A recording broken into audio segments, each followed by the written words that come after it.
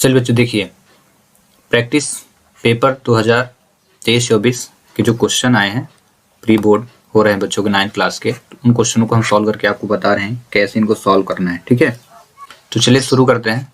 Practice paper 2023-24 का जो ये मैथ का सेट है, सेट बी सॉल्व करने वाले हैं हम। कौन सा सेट? बी।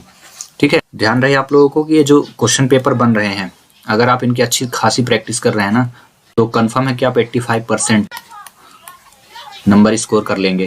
ठीक है ना, जो मेन पेपर होगा। ठीक है, तो इनके हम 1 बाय 1 क्वेश्चन सभी आपको बताएंगे। बट आज जो भी इस फर्स्ट वीडियो में जो भी क्वेश्चन हम बताने वाले हैं वो ऑब्जेक्टिव रहेंगे, पूरा डीपली बताएंगे। तो चलिए शुरू करते हैं ना।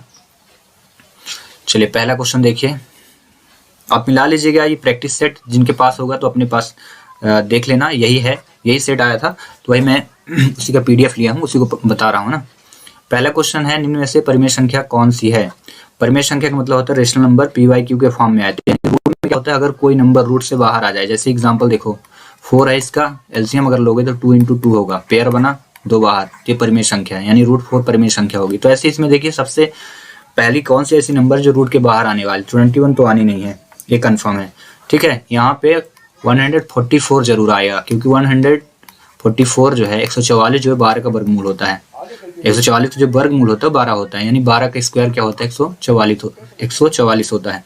तो ये कंफर्म हो गया कि इसका जो आंसर होने वाला है वो कौन सा है, ये कंफर्म है। इसमें आंसर क्या लिखेंगे आप?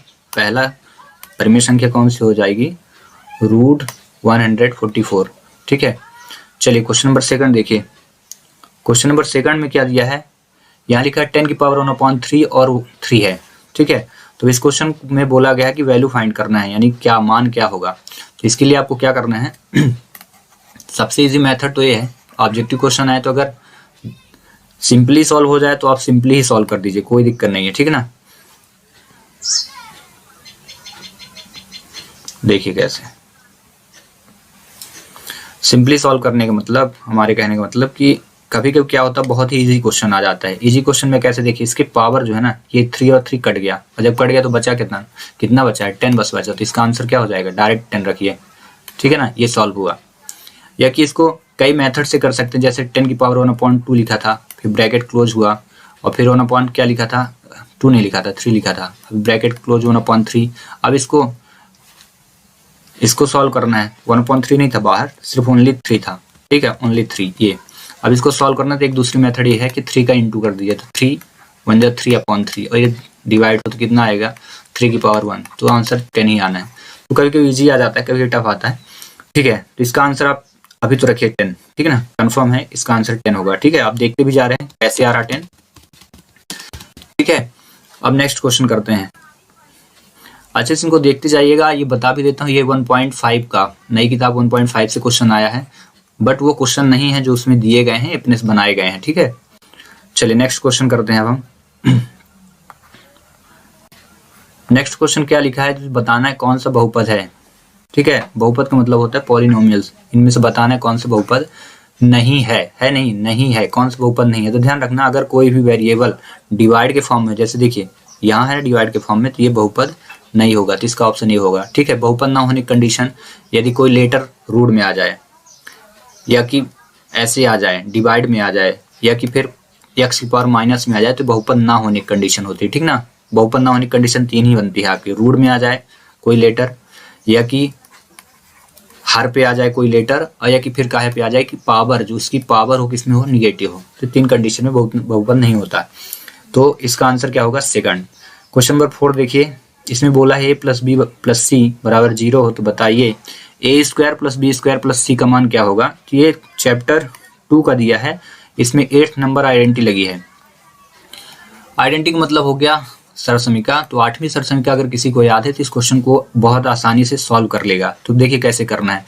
तो 8वीं सरसमीका है x³ + y³ + z³ - 3x/z = यहाँ पे रखेंगे x + y + z, bracket close रहेगा, फिर इसके बाद रहेगा x² + y² + z² और माइनस रहेगा xy - yz और -zx। ये फार्मूला है तीसरी सरसमीका का।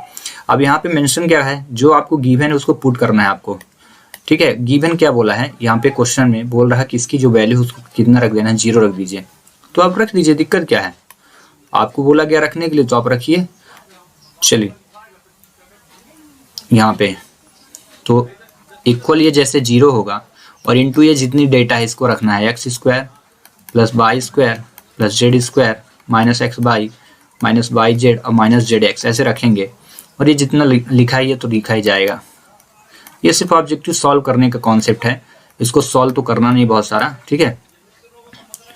ठीक है, अब जैसे ये 0 रखा है, आप देख रहे हो 0 है ना, अब 0 का जब किसी भी नंबर से इंटू हो तो कितना आएगा, 0 आएगा। तो इधर तो 0 आ गया, बचा क्या इधर, x cube plus y cube plus z cube, ठीक है, माइनस 3x बाई जेड, ठीक है। तो यहाँ पे हो जाएगा x cube plus y cube plus z cube is equal to कितना बचा है, आप देखो आराम से, यहाँ पे कितना बचा है, 3x बाई और जेड बचा है, ये आया ना। तो देखो क्वेश्चन का जो मैंने फार्मूला लिया वो काहे में था, x में है, क्योंकि ये बुक में भी आप देखोगे ना तो x बाई जेड में है, लेकिन क्वेश्चन में यहाँ पे आप देखोगे तो ABC में दिया है, किस में दिया है, फॉर्म में ABC में। तो यहाँ पे जब x बाई जेड में था तो आंसर क्या है, 3x बाई जेड। तो ABC में दिया तो आंसर क्या आएगा, 3ABC। तो क्या लिखेंगे आप आंसर, 3ABC, ठीक है ना। अगर आप चाहते तो ABC के फॉर्म में भी फार्मूले को रख सकते थे, समझ में आ गया। तो इसका आंसर क्या होगा, 3ABC, ठीक है। ये चैप्टर किसका है, 2 का है, 2.4, पुरानी किताब 2.5, ठीक है। नई किताब NCERT को ओपन करेंगे 2.4 में जस्ट एक्सरसाइज जैसे शुरू होती है उसके जस्ट ऊपर देखेंगे तो एग्जाम्पल लिखा है, एग्जाम्पल में ही ये आपको 8वीं आइडेंटिटी मिल जाएगी, ठीक है। तो आप वहाँ से आप नोट कर सकते हैं, उसको याद कर सकते हैं, बहुत इंपॉर्टेंट आइडेंटिटी है सरसमी का, ठीक है।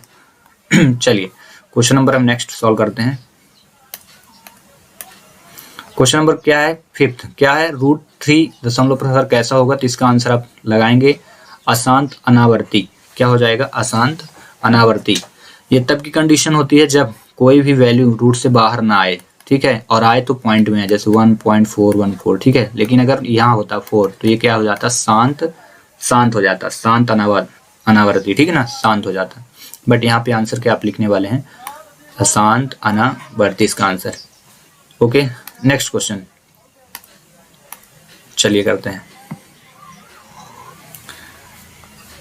क्वेश्चन नंबर 6, इसमें क्या दिया, बोला गया है 5/-2x इज इक्वल 3 का मान क्या होगा। ये ध्यान रखना, ये क्वेश्चन जो आया है ये चैप्टर 1 से आया है, 1.3 में आप पढ़ेंगे इसको और समरी में आप इसकी स्टडी कर सकते हैं, ठीक है।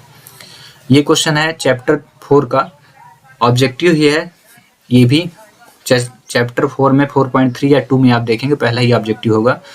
तो इसका आंसर आप लिखेंगे अपरिमित रूप से अनेक हल होते हैं, ठीक है, क्योंकि इसमें जैसे जैसे आप मान रखते जाओगे, जैसे लिखा ना 5/-2x इज इक्वल 3, आप अपने से वैल्यू ले लीजिए कि x बराबर 0, x बराबर 2, x बराबर 3, जो मान आप रखेंगे यहाँ वही आंसर बाई का आएगा। देखना -2 0 रखो इज इक्वल 3, 5/0 इज इक्वल 3, तो कितना हो जाएगा 5 इज इक्वल 3, तो बाई की वैल्यू क्या आने वाली है 3/5। इस प्रकार से क्वेश्चन में ये देखो मैंने अभी 0 रखा तो बाई की वैल्यू आई, फिर x रखेंगे तो आएगी। तो कहने का मतलब जितना चाहे उतनी आप वैल्यू फाइंड आउट कर सकते हैं। तो इस प्रकार इसका आंसर क्या होगा, आंसर C नंबर होगा, ठीक है। चलिए पहले के सभी 6 क्वेश्चन हुए कंप्लीट, अब हम करते हैं सेकंड क्वेश्चन को। ऑब्जेक्टिव आज पूरा कर लेंगे हम लोग, उसके बाद फिर अच्छा इंग्लिश मीडियम के बच्चे देख लें पहले का आंसर क्या होगा इसमें। तो पहले का ये ऑप्शन बी हो जाएगा, दूसरे का 10, तीसरे पे ये बी हो जाएगा और चौथे पे 3ABC, पांचवे पे कितना हो जाएगा, नॉन टर्मिनेटिंग एंड रिपीटिंग, ठीक है ना, non terminating and non repeating था। इसमें आप देख लेना जो ऑप्शन इसमें रखा गया वही डी पे रखना ना, नॉन टर्मिनेटिंग एंड रिपीटिंग। और इसका क्या हो जाएगा, इनफाइनेटली मैनी सॉल्यूशन, ठीक है। तो ये सभी हुए first question solve. Second question fill in the blank solve कर लेते हैं ना। तो देखिए क्वेश्चन नंबर पहला, इसका आंसर आयत चित्र सतत वर्ग अंतरालों के लिए प्रयुक्त, यहाँ पे लिखिएगा सतत इंग्लिश में कंटिन्यूअस, ठीक है। इसका आंसर बाई बराबर एक आलेख क्या हो जाएगा, एक्स अक्ष, ठीक है।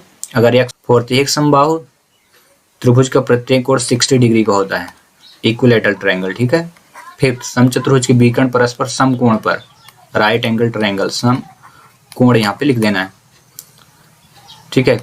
दो कोण जिनका योग 90 अंश होता है उसको पूरक कोण कहते हैं। ध्यान रखना, जिनका योग दो कोणों का योग 90 होगा उनको पूरक, अगर दो कोणों का योग 180 हो तो उसको समपूरक कहते हैं। दोनों याद कर लेना है ना, 6 चैप्टर का ये।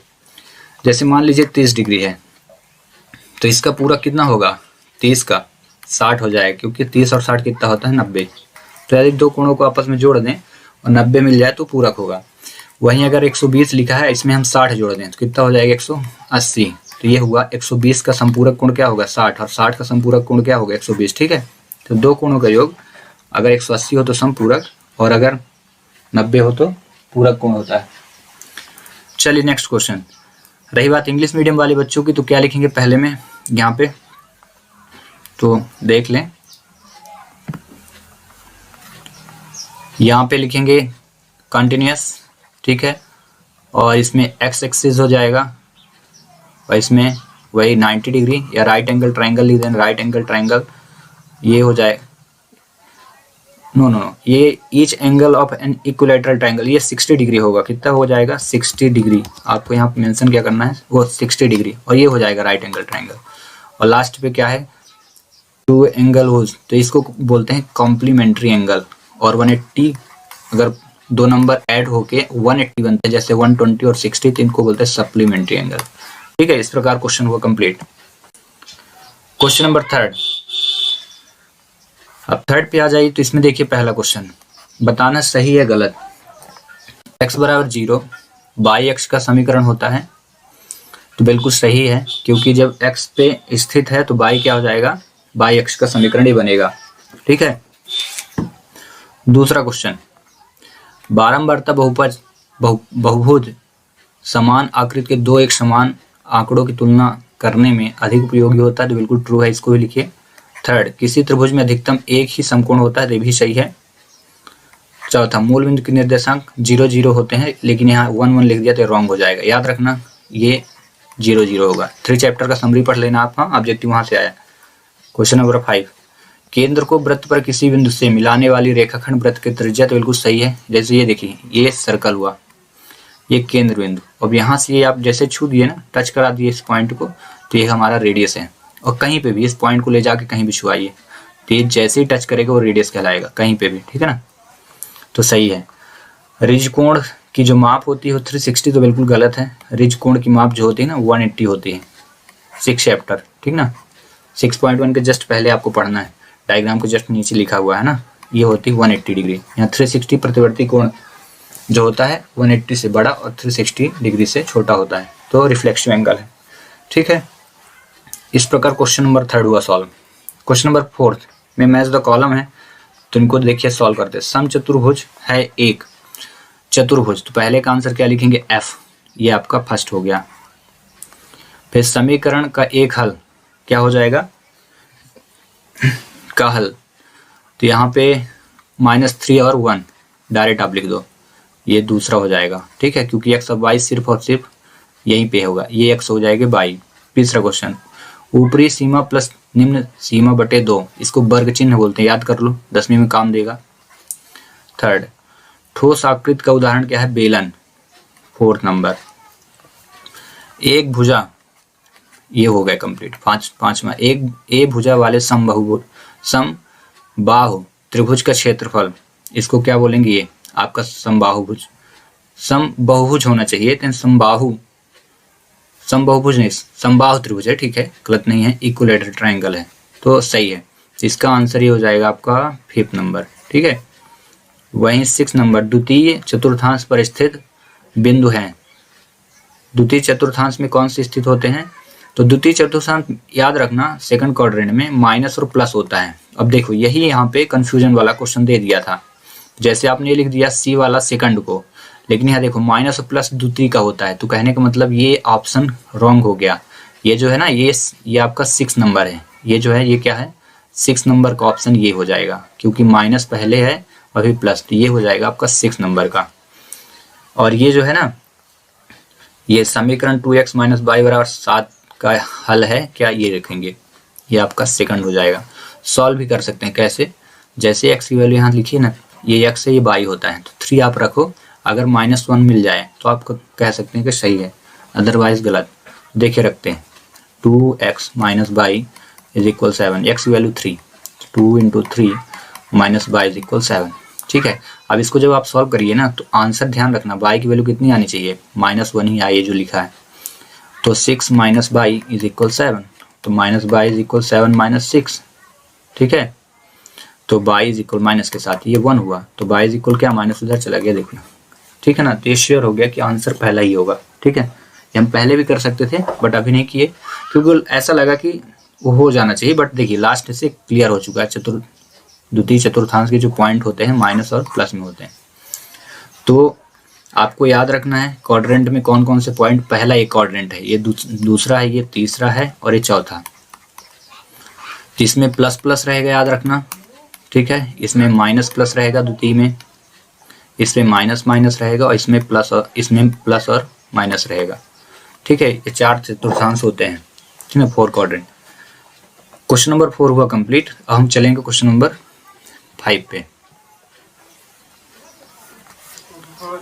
क्वेश्चन नंबर 5 देखिए, वीडियो थोड़ा बड़ा होगा क्योंकि क्वेश्चन का एक्सप्लेनेशन कर रहा हूं, तो आप धैर्य रखें।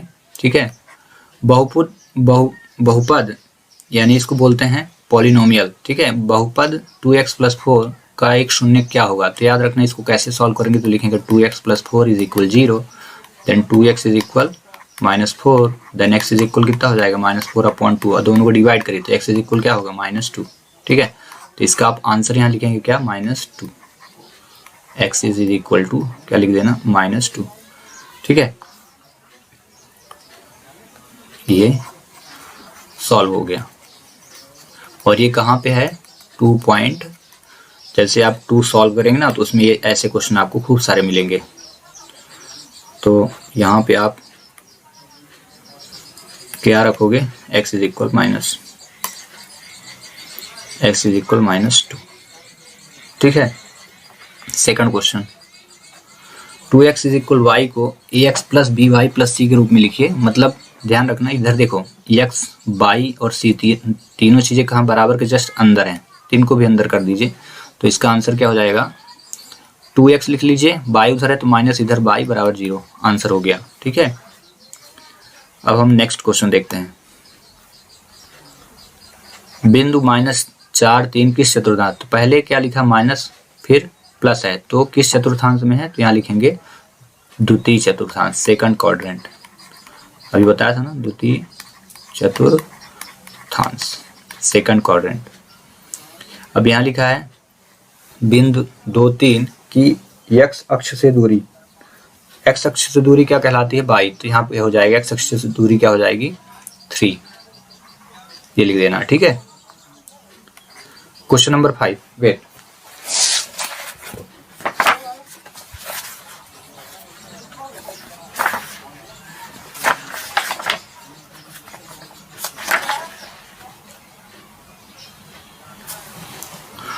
ठीक है।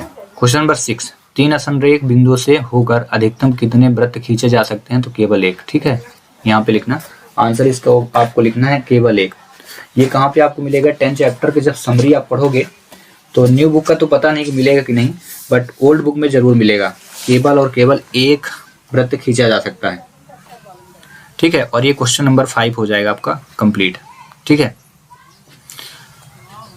इसमें भी ऐसे ही आपको लिखना है, x इज इक्वल क्या लिख दोगे, -2, इंग्लिश मीडियम वाले, ये भी वही रहेगा, 2x - y, यहाँ सेकंड क्वाड्रेंट लिख देना। ठीक है, और 3, अच्छा ये क्वेश्चन नंबर 5 देखिए, 6 तो बता दिया 1, यदि एक किरण एक ही रेखा पर खड़ी हो तो इस प्रकार बने दोनों आसन्न कोणों का योग कितना होगा, तो यहाँ लिख देना 180। ठीक है, देखो ये रेखा ऐसे खड़ी होती है, तो ये और ये इनका सम जो होता है 180 होता है। ठीक है, इसी को कहते हैं एक ही रेखा पर बनने वाले कोणों का योग 180 होता है। ठीक है ना, लिखा ना, if a ray stand on a line then what is the sum of 2 adjacent angle. ठीक है, तो कितना हो जाएगा, 180 डिग्री। तो इस प्रकार से कहा जाए कि मैंने 30 नंबर के क्वेश्चन करवा दिए सॉल्व। ठीक है, पूरे 30 के 30 क्वेश्चन हो चुके हैं सॉल्व। इस क्वेश्चन हम बाद में कर लेंगे। चलिए यहीं पे हम इनफ करते हैं, आगे क्वेश्चन को हम सॉल्व करेंगे नेक्स्ट वीडियो में। Till thanks for watching.